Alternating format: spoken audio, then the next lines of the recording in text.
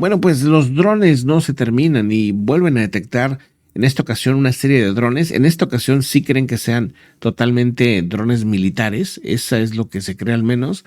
Y es que, bueno, incluso creen que serían drones rusos.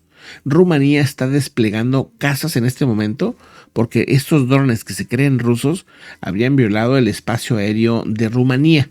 Vámonos al mapa, vamos a ver de dónde estamos hablando. Y es en esta zona, miren.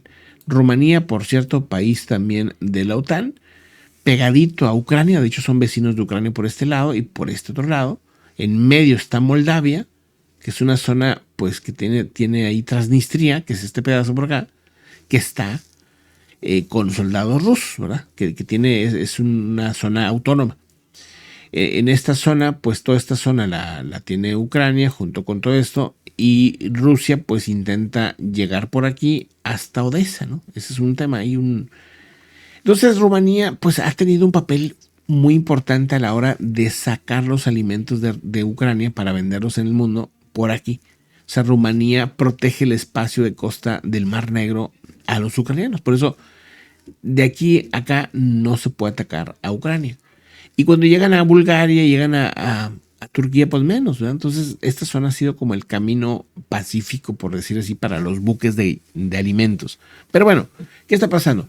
Pues según lo que reporta o lo que cree Rusia, lo que cree más bien Rumanía, drones rusos habrían sido lanzados para atacar a Ucrania, pero fueron detectados por radares rumanos dentro de su espacio aéreo.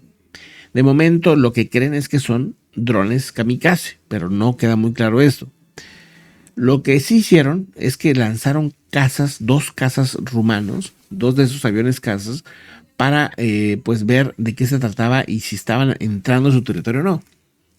Las autoridades rumanas emitieron sobre las 1:46 horas un mensaje de alerta que incluía un llamado a la población del distrito de Tulcea, cerca de la frontera con Ucrania, a refugiarse en zonas seguras ante el riesgo de caídas de objetos en el aire.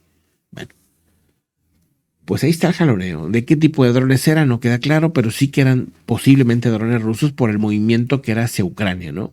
Por cierto, se está reportando que un país de la OTAN está preparando sus francotiradores desde el punto de la perspectiva de la experiencia ucraniana.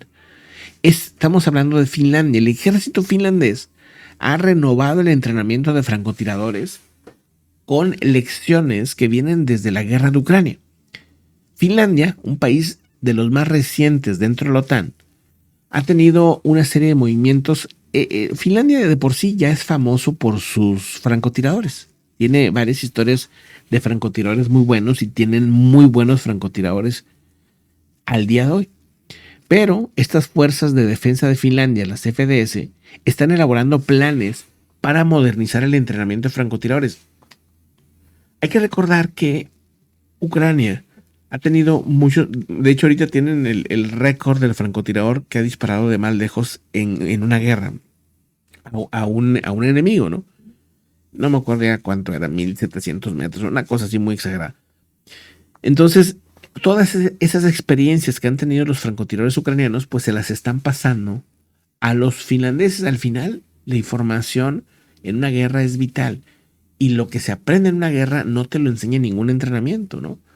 Entonces, si tú tienes un enemigo en común, pues vas con ese país y dices, oye, dame la información, ¿verdad? Si tienes alguna sociedad con ellos, ¿no?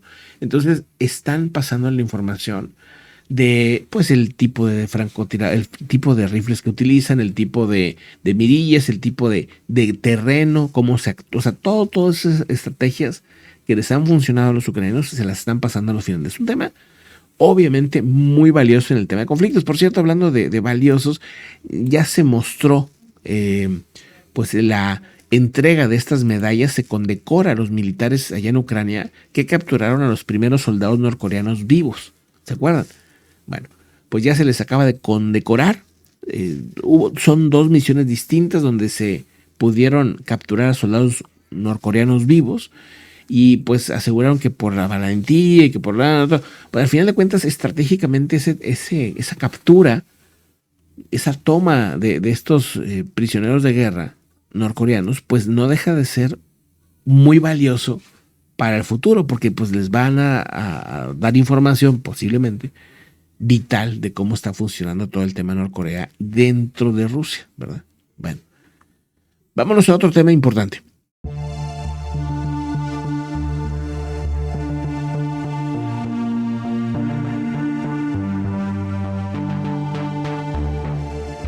Fíjense en este robot, es un robot presentado, el X-Body 2, un sistema que dicen va a revolucionar el movimiento de los robots humanoides. Este robot que se presenta por este Xu Shen, ¿no? Ahí en su propia cuenta de Twitter, ¿no?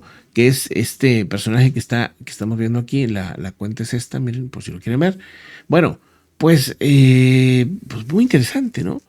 Los investigadores, por cierto, en California, crearon un sistema basado en inteligencia artificial que permite a los robots ejecutar acciones humanas como bailar, hacer ejercicios, caminar, correr, etcétera, ¿no? O sea, los avances en combinación de inteligencia artificial con robots humanoides están llegando, dicen, a un nivel superior.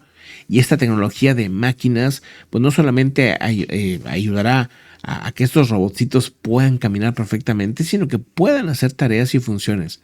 Según lo que saben Xu Peng y su equipo de la Universidad de California y en San Diego, por cierto, prometen revolucionar esas capacidades de robots humanoides, hacerlos cada vez más fluidos, más ágiles, más útiles en muchos sentidos, ¿no? Pues ya hemos visto eso en Boston Dynamics, ya lo hemos visto en otros tipos de, ¿cómo se dice?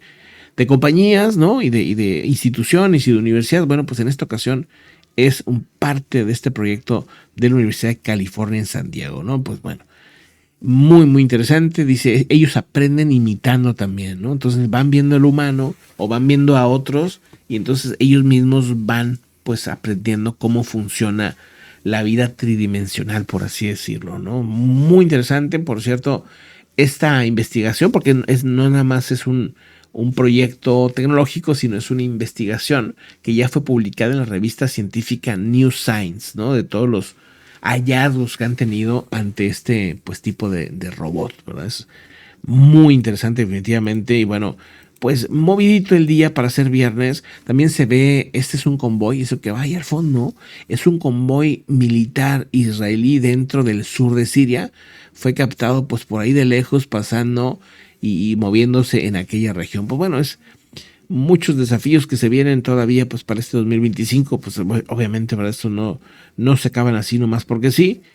Y bueno, pues vamos a ver qué más hay por ahí, qué más información va surgiendo. Chéquense, esta tostadora de pan está bastante interesante, no sé, dice aquí, mira, 1920, una tostadora eléctrica que todavía funciona al día de hoy.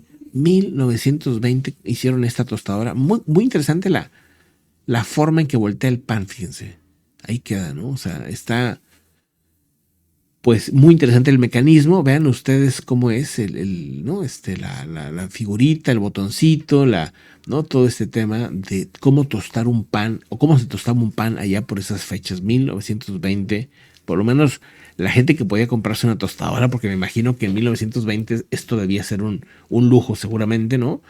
Tecnológicamente hablando, pues también algo muy, pues supongo yo que muy avanzado, ¿no? Pero bueno, vámonos a los comentarios.